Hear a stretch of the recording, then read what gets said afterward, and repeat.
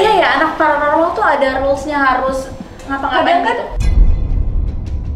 Karena mungkin aku dari kecil ya hidup sama patung-patung, jadi aku nganggap itu hal yang wajar. Pada saat itu aku pernah kok ada di fase dia bener-bener nol, jadi pengamen, terus nggak punya rumah. Nah, semua perjalanan hidupnya itu diukirkan dalam rumah itu. Aku nggak mau membeberkan identitasku sebagai anaknya si Joko Bodo. Ayah atau ibu?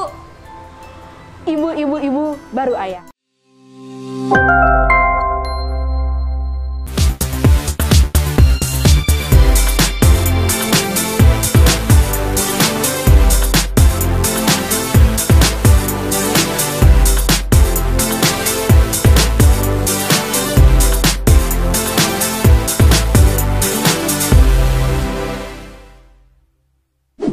Assalamualaikum warahmatullahi wabarakatuh. Hi everybody and welcome back to my channel. Memes Permeswari di sini. Dan seperti biasanya kita bakal ngobrol-ngobrol dengan bintang tamu yang udah Memes undang ke sini. Yang pastinya ini tuh spesial. Dan juga cantik. Dan juga pinter. Dan lagi viral tentunya ya. Langsung aja kita ngobrol-ngobrol sama Aida. Hai Aida, welcome to my house. Selamat datang di rumah aku. Terima kasih. Mohon maaf rumahnya seadanya aja ya. Oh gitu, keren kok, nyaman banget. Nggak tahu. Aida, ini kan lagi rame banget. Kemarin kamu sering juga diundang di TV-TV dan banyak yang ngepoin kamu gitu. Selain kamu cantik, kamu pintar juga. Ternyata kamu itu putri dari Bapak Ki Joko Bodo. Betul sekali. Betul. Mungkin banyak yang belum tahu ya. Kalau misalkan mungkin ada juga yang tahu aku kenalan dulu kali ya sama pemirsa. Boleh, silakan. Sama guys aku. Oh, guys Kamemes ya. Perkenalkan, nama aku Aida Prasasti. Biasa dipanggil Sasti sih sebenarnya. Tapi kalau dipanggil Aida juga nggak apa-apa. Oke. Mungkin teman-teman pernah ngeliat aku dari sosial media, biasanya aku aktif di TikTok, atau enggak belakangan ini seperti yang sudah tadi di-mention sama Kak Memes, aku beberapa kali datang ke acara televisi yang dikenal sebagai anaknya Ki Joko Bodo. Buat yang belum tahu juga Ki Joko Bodo itu siapa, dia adalah paranormal pada masanya. Bukan pada masanya, sampai sekarang juga semua orang siapa yang nggak tahu dia ya kan? Nah, semua orang tahu. Lock out, karena kan taubat. Oh, iya, betul. Nah, ini tuh banyak yang ngepoin. Kalau orang bilang kalau jadi paranormal tuh biasanya anaknya tuh harus ngikutin bapaknya misalnya, atau ada banyak banget rulesnya A, B, C, D, E, F, G dan lain sebagainya. Tapi sebenarnya gimana sih kehidupan asli kamu di rumah itu? Emang iya ya, anak paranormal tuh ada rulesnya harus ngapa-ngapain gitu? Kadang kan banyak tuh orang, nggak usah itu aja sih, tapi kadang kayak orang Jawa sendiri, kayak aku kejawen kan kadang tuh kayak harus ngikutin tradisi dan lain sebagainya ya, atau culture tersendiri yang ada di rumah. Kalau kamu gimana? Alhamdulillahnya ya aku nggak pernah sih Kak yang namanya nyuruh kamu harus seperti ini, seperti itu. Jadi sebenarnya aku udah sering share juga keseharian aku, anaknya paranormal tuh ngapain aja sih? Ya sebenarnya kayak pada orang biasanya gitu. Aku juga kuliah, aku juga tidur, makan dan lain sebagainya. Beb, itu mah semua orang, Beb. Nah iya, kan orang-orang suka ngira nih anaknya paranormal ngapain nih, ritual. Enggak, aku kayak manusia pada umumnya yang aku kan masih seorang mahasiswa ya, jadi ya udah berangkat ke kampus, organisasi, intern dan lain-lain. Sebenarnya keseharian aku tuh kayak gitu aja, kayak manusia pada umumnya. Tuh, teman-teman. Buat kalian yang udah kepoin, kepo itu udah dijawab tadi ya. Anyway, kalau kamu ngomong tadi kuliah, kamu umur berapa sekarang? Aku 19 tahun. 19 tahun dan kuliah di program pendidikan vokasi UI. Wah, luar biasa. Anak UI itu udah pasti pinter, insya Allah masa depan cerah. Amin, aku aminin deh. Keren. Karena kan memang itu salah satu universitas terbaik ya di Indonesia, nomor 1. UI, ITB, ITS ya kan. Oh iya. Banyak dan lain sebagainya, banyak sih. Oke. Nah, ceritain dong awalnya pertama kali kamu tuh bisa viral gitu dan orang-orang jadinya tahu kalau kamu putrinya Ki Joko Bodo?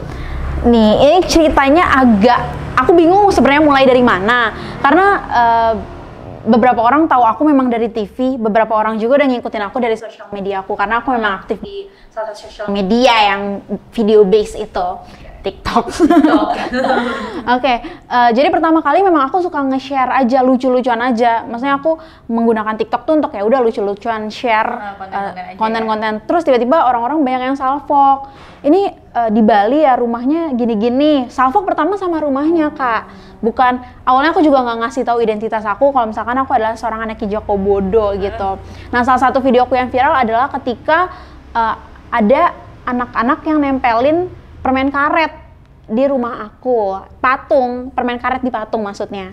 Ngapain? Sumpah jahat banget siapa yang nempelin ini? Ini permen karet depan rumah. Jahat banget. Ew, what the hell? Aduh, geli banget sih. Pasti bopung nih, bopung ah. Ya Allah, maafin kita ya. Ah, bopung nih, sebelin deh. Nggak tahu ya, namanya juga lingkunganku kan kayak kampung gitu ya rumahnya. Nah, abis itu banyak banget yang nonton. Pada saat itu banyak nonton karena pada saat nempelin patung itu aku bilang astagfirullahalazim. Nah, sebenarnya itu awal mula gimana aku bisa maksudnya kenal sama teman-teman semua gitu. Nah, lama-kelamaan orang-orang tahu nih, wah kamu anaknya Ki Joko Bodo ya. Ya udah deh, karena orang-orang tahu, ku kontenin aja. Terus gimana reaksi papa? Kamu manggilnya papa? Ayah. Oh, gimana reaksi ayah sama ibu ya? Iya. Ayah sama ibu ngeliat kamu ini rame di TikTok kemarin. Ayahku sangat amat seneng ya rasanya kayak wah keren nih nak, keren, lanjutin. Yaudah oke ya. Jadi ya udah aku lanjutin aja. Tapi ngeliatin reaksinya netizen ke kamu gitu, ayah sama ibu sempat kayak khawatir nggak sih? Soalnya kan kamu akhirnya terjun gitu di dunia entertainment ya bisa dibilang, iya, bisa atau dibilang. dunia sosial media gitu, go public gitu, jadi semua orang banyak kan. Kalau sempat khawatir nggak sih? Sempet khawatir. Enggak, tapi memang sejak awal ayahku udah ngingetin kalau misalkan emang kamu mau masuk ke media gitu, dunia yang orang lain banyak melihat kamu harus terima konsekuensinya. Bahwasannya banyak ada orang yang suka, banyak yang nggak suka. Tapi alangkah baiknya kamu harus punya barrier gitu untuk batasin diri kamu dan harus terima juga ketika orang lain mau mengkritik kamu. Luar biasa, di umur 19 tahun sudah sangat dewasa teman-teman. Tapi emang iya sih, sebenarnya masuk ke dunia media ini hampir sama bisa dibilang dengan kayak masuk dunia kerja. Kamu jadi lebih cepat dewasa, iya kan? Iya sih. Lebih bisa yang ngerti keadaan ini, terus habis itu banyak juga netizen yang berkomentar, belajar untuk sabar juga, ya kan? Tapi dari mereka kita juga bisa evaluasi diri dan lain sebagainya gitu. Jadi bener sih bisa bikin kita jadi lebih cepat dewasa. Ya aku sepakat sih, keren banget loh. Kamu yang keren banget loh. Oh my god, lucu banget nih anak lawak juga ternyata, ya Allah. Anyway. Katanya ini ada orang-orang yang nggak suka lah sama konten-konten yang kamu buat gitu, atau apapun yang di sosial media tentang kamu gitu. Emang karena apa sih dan kenapa mereka bisa seperti itu? Biasanya mungkin karena ya tadi latar belakang aku sih, seorang ayahku yang mana sekarang kan emang lagi heboh ya sama perseteruan perseteruan. antara Pesulap Merah dan para dukun-dukun. Jadi Jadi kamu ikutan naik juga ya? Nah iya, tapi aku kan udah lock out ya, udah nggak ikut campur lagi. Biasanya sih lebih kayak ke ini anaknya Ki Joko Bodo, pokoknya kayak gitulah. Itu komen yang aku terima. Apakah tetangga-tetangga juga kayak gitu? Enggak sih, kalau tetangga kan kita udah berdamai. Udah kenal semua ya. Tapi biasanya kalau komen-komen netizen tuh lebih kayak ke situ, atau enggak kadang ngomenin juga tentang personality aku, karena aku beda banget kan sama ayahku. Kalau aku kalau ngomong yang begini, kayak, sedangkan ayahku yang kayak diem gitu. Gimana? Karena ayahku kayak gitu kan, kalau di media image-nya udah kayak serem gitu. Seperti ini guys, ting. Iya kayak gitu kan, yang serem kayak gitu. Nah jadi kayak, oh nih anak perasaan bapaknya nggak kayak gini amat deh, kayak gitu sih Kak. Oh, jadi kayak kok beda banget gitu. Emang kenapa kalau beda ya kan? Emang beda orang ya kan? Emang beda, ada perempuan juga ya kan? Iya. Terus sempat juga mereka berkomentar dengan adanya patung-patung yang ada di rumah itu mereka suka apa ya, kalau orang bilang suka komentar ya, suka ngatain, ih nggak boleh punya patung itu, nanti tuh tempatnya jin dan lain sebagainya, nanti bisa dimasukin, bisa apa, karena orang banyak yang berpikir kayak gitu ya. Kadang lukisan sendiri gue juga gitu. Kalau misalnya orang parno kan kadang kan bilang kayak gitu, mungkin karena zaman sekarang banyak yang suka dimasuk-masukin juga ya, diisi-isi. Nah, kalau kamu gimana mengomentari hal tersebut? Nah, jadi kan segala sesuatu tuh kalau misalkan kita melihat tergantung tujuan kita ya. Nah, ayahku tujuannya meletakkan patung-patung itu di rumah tuh sebagai bagian dari hiasan dan budaya aja. Gitu. Jadi bukan untuk disembah, bukan untuk apa. Jadi ya sama itu kita menganggap itu bukan untuk alat untuk disembah atau bukan untuk sesuatu yang hal-hal lain gitu yang jadi kayak masih biasa aja. Kita tetap kepercayaan kita tetap kita jalankan, tapi juga tetap ada itu dan ya udah balik lagi tadi kayak udah berdampingan aja. Tuh. Jadi memang yang patung-patung ada di rumah itu untuk keestetikan rumah. Betul. Gitu ya.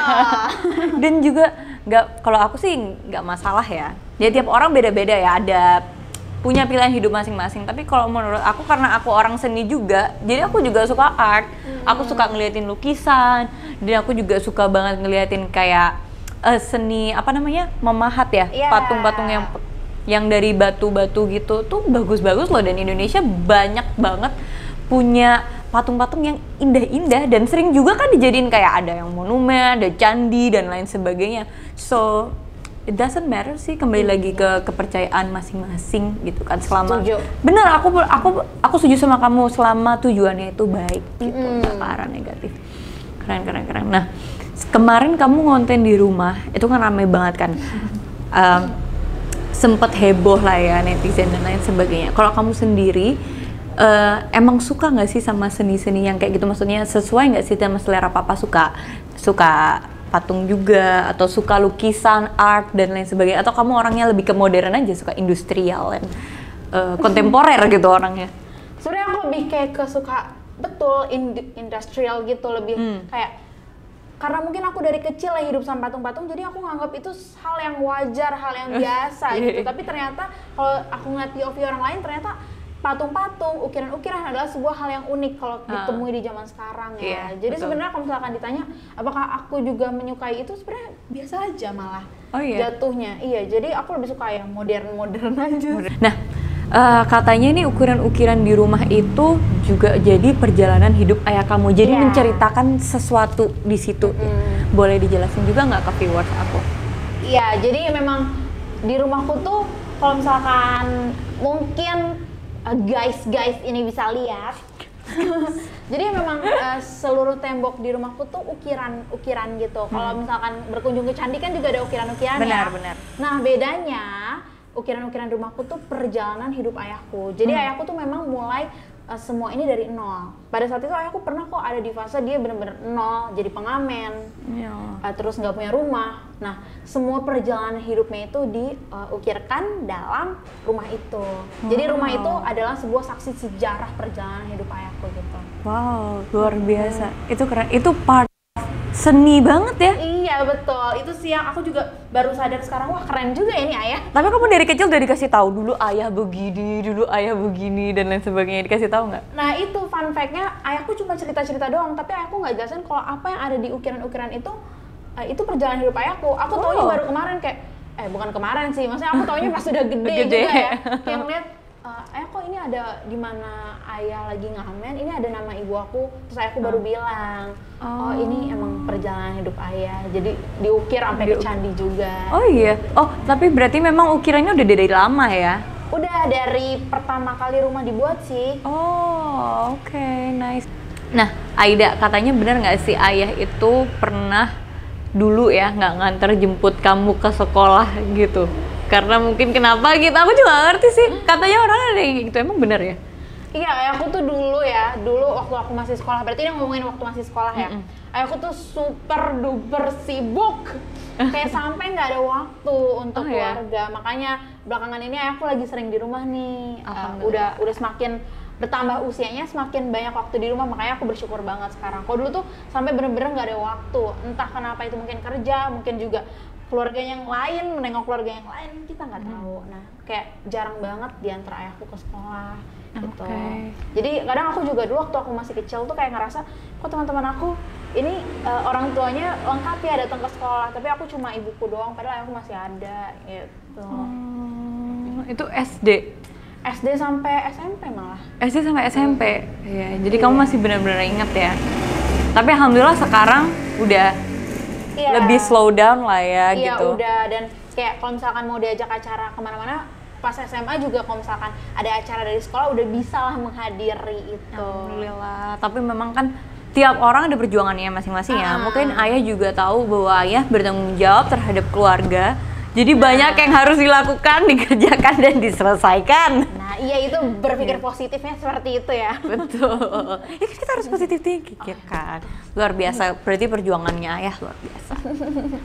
Aida, hal apa sih yang terkadang buat Aida itu kadang mungkin wondering atau sedikit jealous gitu ngelihat kebersamaan teman-teman Aida sama ayah? Apalagi kan tadi Aida bilang SD SMP ayah sering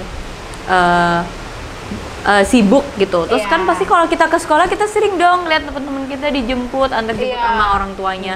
Nah, sempet kayak jealous nggak sih ngelihat itu Aida? Dulu waktu sebenarnya nggak kejelas, cuma lebih kayak mempertanyakan kenapa sih, lebih kayak ke situ sih Kak. Tapi kalau misalkan jelas sebenarnya enggak, karena kan aku memang diantar jemput juga sama ibu aku kan, sama ibu aku, atau enggak kadang memang sama sopir. Jadi kayak udah intinya pulang terus semoga bisa ketemu ayah di rumah gitu juga udah cukup menurut aku. Kamu dari kecil udah ada driver ya? Luar biasa ya, enak ya hidupnya. Gue dulu ke sekolah sih naik becak loh. Oh iya? Beneran, ini naik becak ke sekolah. Iya. Kadang sering sendiri soalnya becaknya udah langganan, luar biasa. Berarti enak nih hidupnya. Karena emang aku sekolahnya sama kakak-kakak aku, karena aku 4 bersaudara nih, 4-4-nya di sekolah yang sama, jadi diantaranya bareng semua. Wow, luar biasa. Berarti kamu juga anak yang sangat pengertian ya? Semoga. Semoga. Amin. Gitu. Amin deh. Memang harus begitu ya, kita menjadi anak tuh harus selalu mengerti orang tua ya. Kadang-kadang kita nggak pernah tahu struggle-nya orang tua tuh seperti apa, dan mungkin kalau mau menjelaskan ke anak-anak, anak-anaknya juga belum paham. Nanti deh kalau kita udah jadi orang tua baru kayaknya kita paham ya, say. Tapi tunggu dulu, masih 19 tahun ya. Nikmatin masa muda dulu. Anyway, balik lagi kita ngobrol tentang ayah. Menurut Aida, sosok ayah buat kamu tuh gimana sih? Ayahku menurut aku salah satu hal yang nggak pernah aku lupakan adalah kerja kerasnya gitu. Salah satu hal yang emang aku banggakan, sosok ayah menurut aku adalah sosok ayah menurutku beliau adalah seorang yang sangat amat pekerja keras. Karena dari itu yang tadi aku ceritakan, ayahku mulai semua dari nol. Kayak aku mulai semua dari kayak nggak punya apa-apa sampai bisa memfasilitasi anak-anaknya apa yang dia bisa kasih gitu. Nah, terus ayahku juga sampai sekarang orangnya adalah orang yang bukan orang yang kayak pasrah gitu. Jadi kayak pokoknya apa-apa harus diperjuangkan, dan ayahku juga selalu menanamkan itu ke aku, Kak. Jadi makanya ayahku selalu dukung apa yang aku lakuin gitu. Jadi itu sosok ayah menurut aku adalah seorang yang sangat amat pekerja keras. Itu luar biasa, ayahnya bekerja keras dan selalu memperjuangkan anything, apalagi keluarganya ya. Iya. Apapun itu. Nah, kalau misalnya ke kehidupan kamu sendiri, kamu bilang kan tadi ayah jadi contoh di kehidupan aku. Apa sih di hal hidup kamu yang kamu perjuangin gitu? Di hal hidup aku selain cinta ya? Cinta aja nggak aku perjuangin. Kalau memang dia tidak pantas untuk diperjuangkan, buat apa gitu? Iya, betul. Daripada buang-buang waktu, jadi curhat. Apa tuh yang biasanya diperjuangkan di hidup kamu?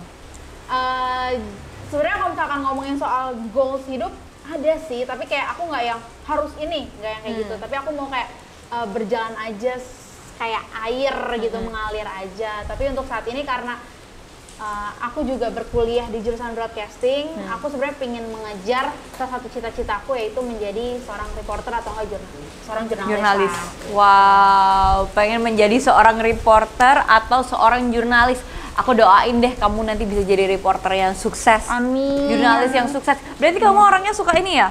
Writing ya? Suka banget. Esai.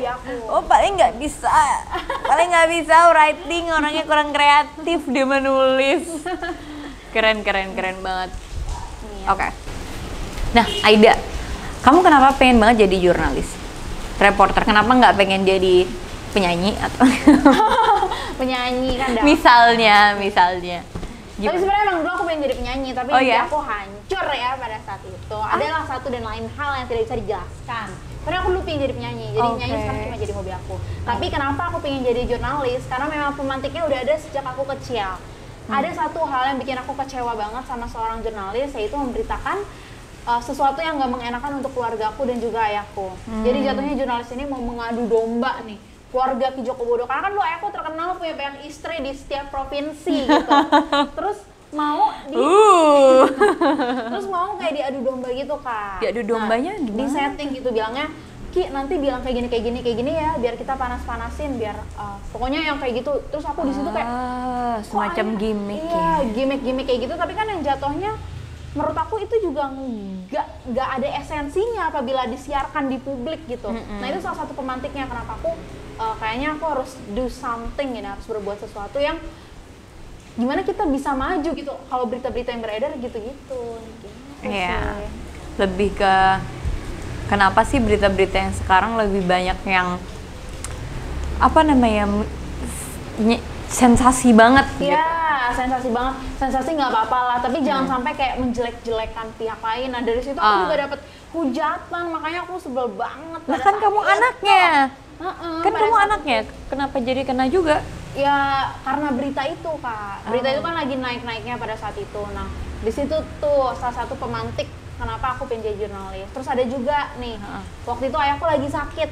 Mungkin guys di sini tahu kalau misalkan ada pemberitaan ayahku pernah sakit. Ayahku sakit apa itu asam urat, say. Sakit asam urat, nggak bisa jalan memang karena emang kakinya bengkak kan. Terus bilangnya diguna-guna lah segala macem gitu kan. Nah berita-berita itu yang heboh sampai akhirnya aku ditanya-tanyain terus, ini kenapa nih si ayah begini. Nah dari situ kayak aku bilang, kok ini nggak ada persetujuan dari aku, kenapa beritanya bisa naik? Maksudnya dari keluarga gitu, nggak ada persetujuan dari keluarga, kenapa beritanya bisa naik? Beritanya nggak valid, beritanya tidak relevan gitu. Nah dari situ kayak, wah pokoknya aku pingin banget deh bisa buat berita yang emang bermanfaat dari orang-orang. Tuh, luar biasa. Dari hal yang bisa dibilang merugikan kita, tapi itu kamu jadikan energinya menjadi positive vibes, dan ya aku benar-benar doain sih kamu bisa menjadi jurnalistik yang jujur. Amin. Itu udah pasti. Yang jujur, yang sukses. Dan kadang menjadi jurnalistik itu tanggung jawabnya gede loh. Oh iya. Bisa juga jadi jurnalistik tuh membantu mengungkapkan kebenaran. Iya. Ya kan? Iya, Banyak kayak gitu kan. Jadi bisa membantu banyak orang ya. Semoga kamu bisa menjadi jurnalistik yang seperti itu.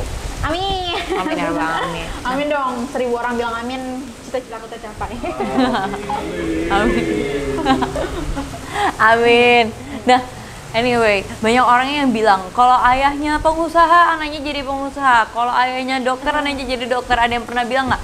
Ayah kamu dulu jadi paranormal, kenapa kamu enggak gitu? Ada yang pernah nanya kayak gitu nggak? Kan orang-orang kan selalu mikirnya kan kayak gitu kan. Kalau ayahnya AP, anaknya jadi AP gitu. Iya. Sebenarnya banyak banget Kak pertanyaan itu, udah kayak 1330 juta kali itu pertanyaan muncul di aku. Dia sampai lelah.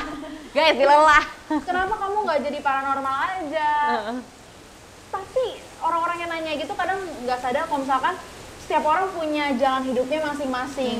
Setiap orang berhak punya pilihan akan hidupnya gitu, jalan hidupnya. Betul. Jadi nggak melulu aku harus jadi paranormal, toh ayahku juga nggak memaksa. Toh kalau misalkan emang harus ada yang menjadi paranormal, kan ayah punya banyak anak ya, nggak harus ke aku gitu. Bisa ke yang lain. Tapi kalau misalkan untuk aku punya mimpi sendiri yang memang mau dikejar gitu Kak. Jadi dan itu bukan menjadi paranormal lagi. Gitu. Tuh teman-teman, jadi kita tuh kadang kita nggak bisa ngejudge orang itu nggak cuman dari covernya aja atau dari background keluarganya. Emang kita tuh harus benar-benar ya netral aja, lepeng-lepeng aja hidup ya nggak sih? Masa hidup ngurusin orang mulu guys? Anyway, Aida, katanya kamu punya cerita yang tidak terlupakan. Waktu itu di kampus ceritanya masih semester 1. Bahkan ada yang bilang kalau kamu tuh sempat malu sama ayah. Emang benar? Sebenarnya bukan malu Kak, tapi emang aku nggak mau membeberkan identitasku sebagai anaknya Ki Joko Bodo ke temen-temen. Karena aku ya kalau dibilang malu sebenarnya bukan malu sih, lebih kayak ke gimana ya, privacy, enak aja. Iya, maksudnya aku mau kayak dipandang jadi kayak sama lah kita temenan sama aku aja. Takutnya ada perspektif lain yang nanti jadi takut sama aku atau gimana. Sebenarnya kayak gitu. Jadi pada semester 1 memang aku nggak mau ngasih tahu kalau misalkan aku anaknya Ki Joko Bodo, Kak. Aku emang nutup-nutupin. Tapi gara-gara TikTok bener-bener. Jadi ya udahlah. Yaudah apa jadi adanya akhirnya pada tahu aja. semua. Tapi emang berubah nggak maksudnya setelah kamu yang viral di TikTok? Apa makin banyak temen? Enggak berubah sih, alhamdulillah. Kayak justru enak, makin banyak teman-teman juga yang kenal sama aku. Lebih banyak juga aku belajar dari netizen nih yang suka komen. Capek banget. Oke. Nice. Soalnya kadang dengan adanya perubahan kita di media, misalnya semakin, insya Allah bisa aku bilang kamu semakin sukses kesini, semakin yang banyak yang kenal, semakin banyak yang mau nempel, say. Gitu. Itu biasanya kan kayak gitu ya. Tapi kalau misalnya anak-anak melihatnya bagus-bagus aja ya, that's good for you. Iya. Gitu. Alhamdulillah. Katanya juga sempat ada berita bahwa ayah itu dijadiin bahan materi kuliah semester 1 kamu. Oh iya. Kenapa? Apa hubungannya ayah sama jadi bahan materi kuliah itu loh? Ini lucu banget sih. Pada saat itu memang aku belum memberitahu identitas aku sebagai anaknya Ki Joko Bodo kan. Terus pada saat itu kita lagi belajar tentang hukum dan etika penyiaran. Oke. Nah, terus ada salah satu iklan yang diberhentikan, yaitu salah satunya adalah iklan si Ki Joko Bodo ini yang diberhentikan. Demi apa? Ya karena, diberhentikan nih, memalukan kan aku mikirnya. Jadi kayak, nggak mau deh, aku nggak mau ngasih tahu kalau aku anaknya Ki Joko Bodo. Padahal ini kan orang tua aku nih. Aduh, itu lucu sih. Pengalaman yang Oh my god, kalau boleh tahu kenapa emang iklan apa?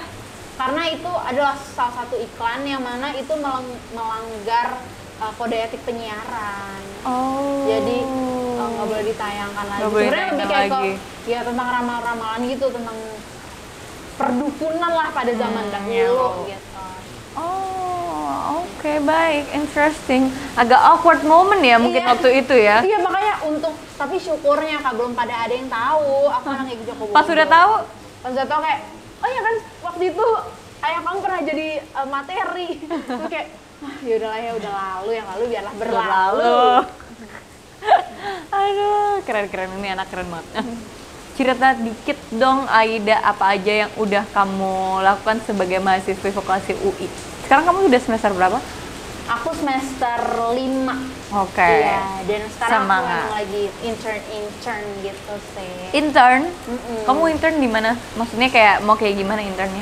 Aku mau di sebuah media digital sih, karena yang relevan aja dengan jurusan aku dan sesuai dengan kemampuanku. Tuh, keren banget. Jadi kalau misalnya di UI itu internnya 1 semester?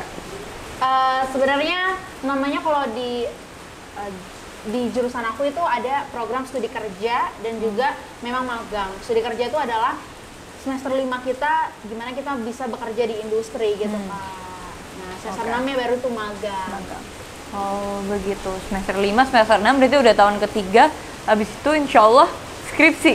Iya, tapi kalau karena aku vokasi ya, aku nggak ada skripsi, adanya tugas karya akhir. Oh oke, keren. Tapi seenggaknya bentar lagi insya Allah cepet lulus ya. Amin. Cepet lulus, habis lulus langsung mau kerja? Amin. Mungkin siapa tahu ada brand-brand yang tertarik. Tuh bisa langsung DM di Instagram Aida. Apa Instagram kamu? Aida Prasasti. Tapi dikasih tahu juga loh. Promosi say. Katanya ini beneran ya kamu pernah bikin PH, production house. Oh iya, nah itu dia. Memang aku sama teman-teman aku karena memang kita broadcasting juga. Terus pingin mencari experience gitu. Jadi sama-sama membangun production house. Alhamdulillah juga udah melayani beberapa klien gitu untuk Jadi jatuhnya kita mau kuliah sambil sama-sama membangun usaha sih. Tuh luar biasa kan. Kuliah sambil mencari cuan. Dan juga memang bisnis itu nggak bisa cepat-cepat langsung sukses ya. Iya. Memang ada prosesnya. Betul takes banget. time banget. Jadi kalau bisa sih dimulai sedini mungkin ya. Iya. Selama kamu masih ready. Itu kamu bikin sama siapa aja?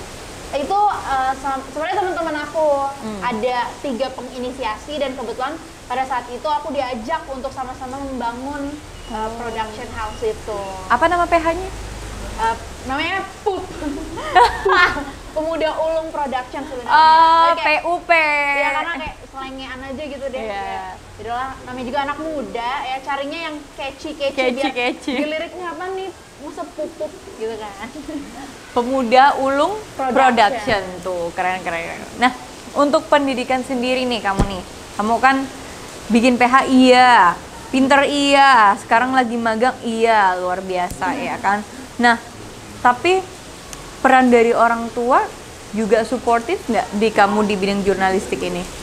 Sangat amat suportif sih.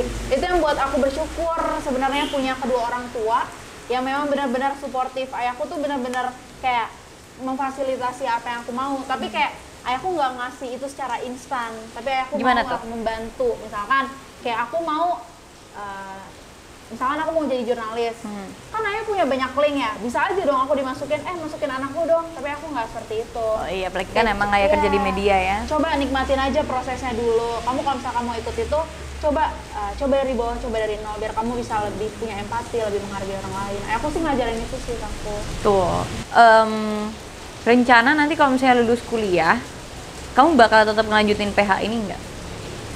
Untuk PH selagi masih bisa dipegang, aku akan tetap melanjutkan. Tuh, keren karena emang nggak mudah ya untuk nge-build sebuah production house yang sekarang juga udah banyak saingannya. Iya, betul Iya kan? banget. Nah, selain dunia broadcast nih, katanya kamu juga hobi nyanyi, kamu bilang Iya. dulu kamu sempat rilis single atau gimana dulu? Oh enggak.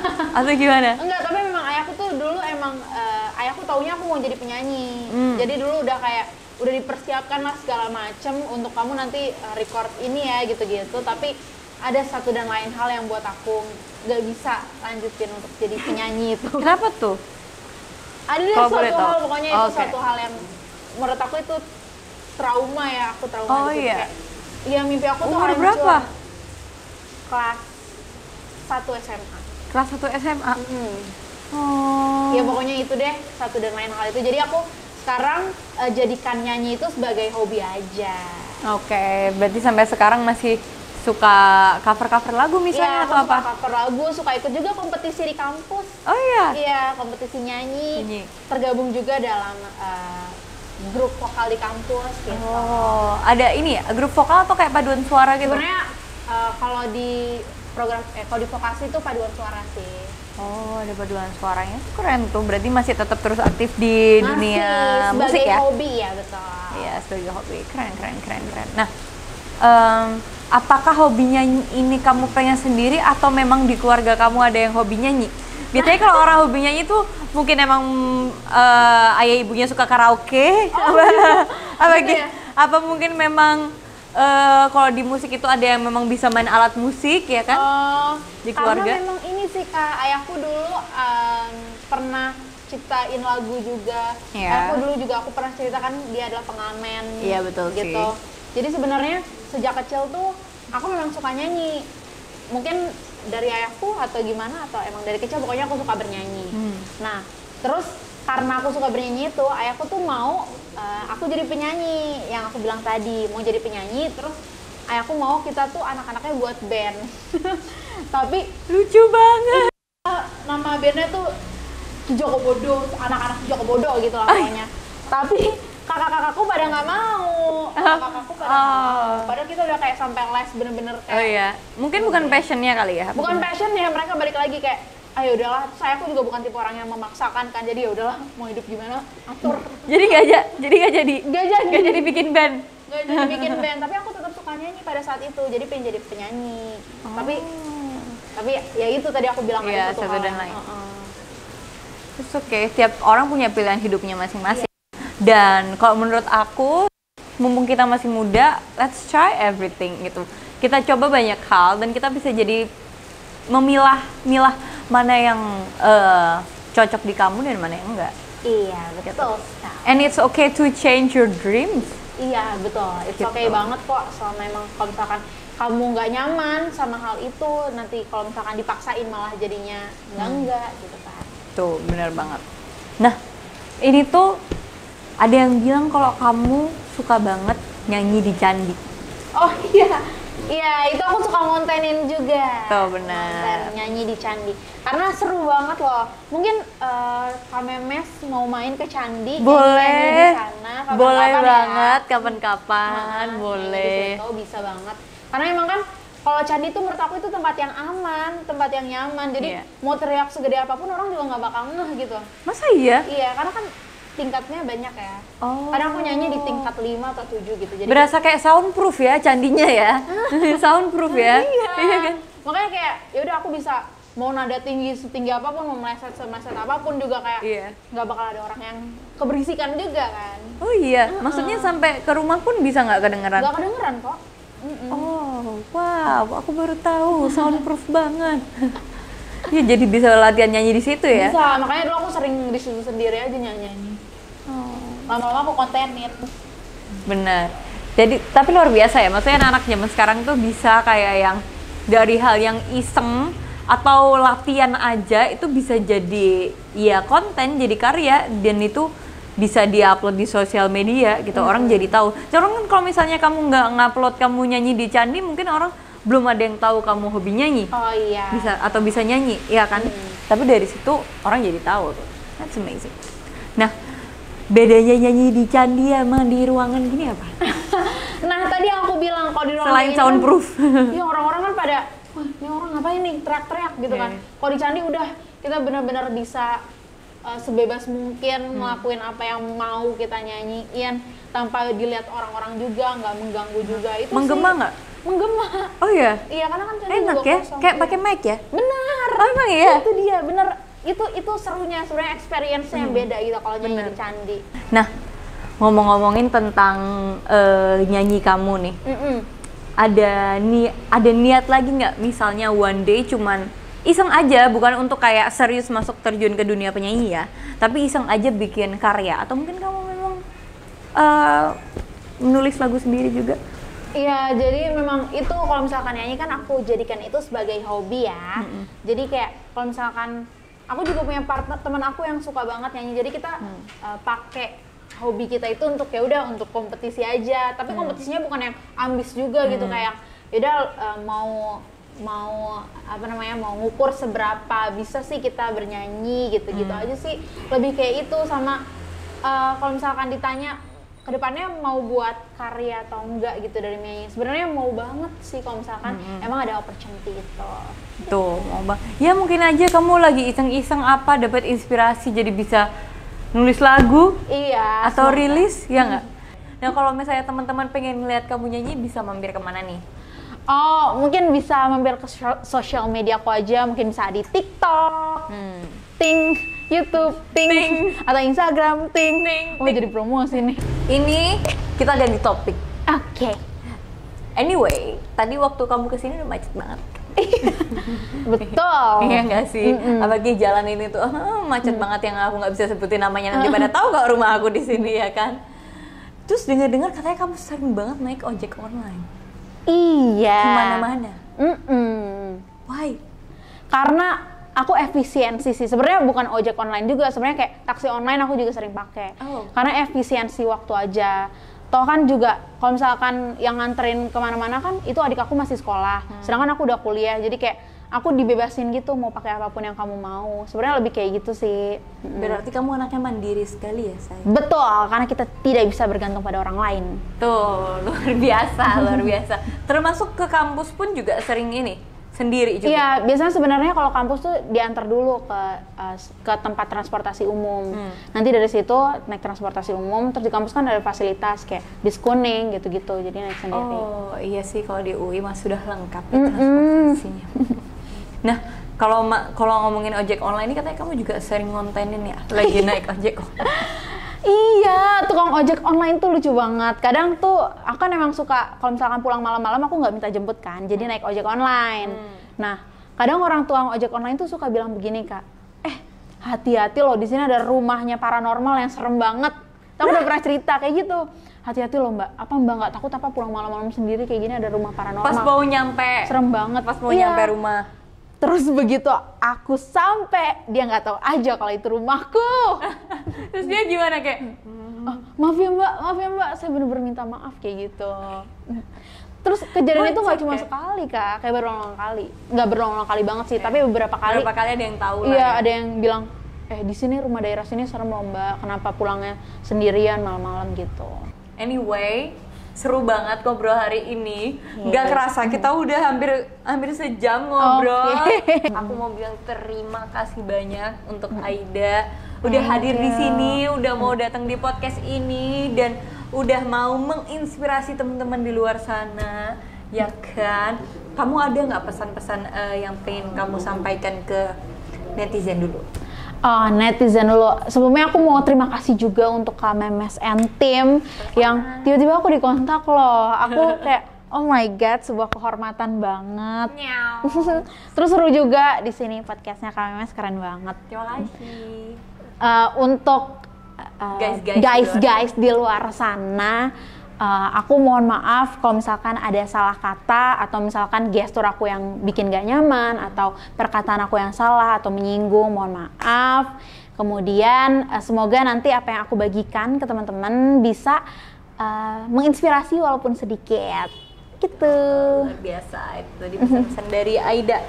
Nah, ada satu lagi nih yang pengen aku tanyain, kamu ada nggak pesan-pesan yang ingin kamu sampaikan ke ayah kamu?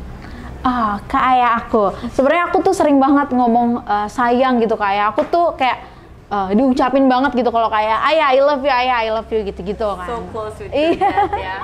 Iya, tapi aku mau kalau misalkan disuruh ngasih pesan-pesan buat ayah, aku sih maunya kayak tetap jadi diri ayah, tetap menjadi karakter ayah, tetap menjadi seorang yang pekerja keras, family person, dan selalu jadi ayah yang terbaik buat aku. Oh, so sweet, father and daughter love. Terakhir sebelum kita mengakhiri podcast ini, aku pengen kamu jawab fast answer ya. Jawab cepat. Oke. Karena semua orang yang ada di sini selalu jawab cepat sebelum mengakhiri podcast. Are you ready? Ready. Okay. Let's start the fast answer, guys. 1. Satu kata untuk Ki Joko Bodo. Hard worker. 2 kata itu. Gimana dong? Handsome Pekerja. gitu. Pekerja. Gitu. Oke. Jika terlahir kembali, aku mau jadi host. mau jadi host? Demi apa? Aku kira kamu tadi jawab, aku pengen jadi unicorn. Oh iya, aku pengen jadi buah anggur deh. Saya paling takut kalau sendiri di tempat gelap. Sini di tempat gelap. Di candi bukan yang agak gelap-gelap juga? Enggak, kan siang-siang Kalau ke candi. Juga pinter-pinter gak malam ya. Kalau harus pilih ayah atau ibu? Ibu baru ayah. Pinter juga sih. Ini anak pinter juga sih ngomongnya ya. 5 tahun lagi aku mau jadi jurnalis. Thank you so much Aida. Aku doain kamu sukses selalu. Amin. Sehat selalu. Terima kasih. Salam buat keluarga, salam buat ayah. Dan semoga kapan-kapan kita bisa ketemu lagi. Amin. And thank you so much guys for watching this vlog. Semoga menginspirasi teman-teman semuanya. Dan sampai berjumpa di podcast selanjutnya. Bye everybody.